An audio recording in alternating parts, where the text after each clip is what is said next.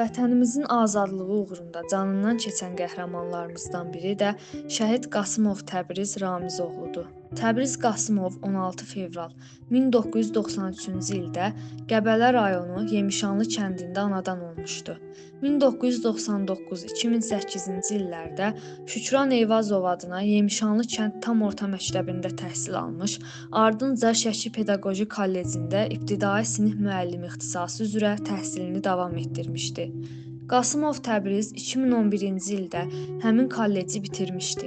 2012-ci ildə həqiqi hərbi xidmətə yollanan Təbriz Qasımov xidmətini başa vurduqdan sonra təxris olunduğu hərbi hissəyə sənədlərini təqdim edir və müddətdən artıq hərbi qulluqçu kimi yenidən xidmətə başlayır.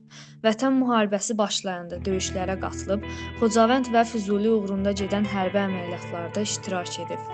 Təbriz Qasımov Xocavəndin azad edilməsi uğrunda gedən döyüşlərdən birində yaralı döyüş yoldaşlarını atışma gedən ərazidən uzaqlaşdırarkən şəhadətə ucalıb. Ailəli idi.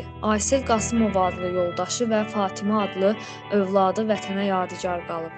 Şəhidimiz Qasımov Təbriz Ramizoğlunun müqəddəs ruhunun qarşısında baş əyirik. Şəhidlik əbədi bir rütbədir. Allahın verdiyi ən ali dərəcədir.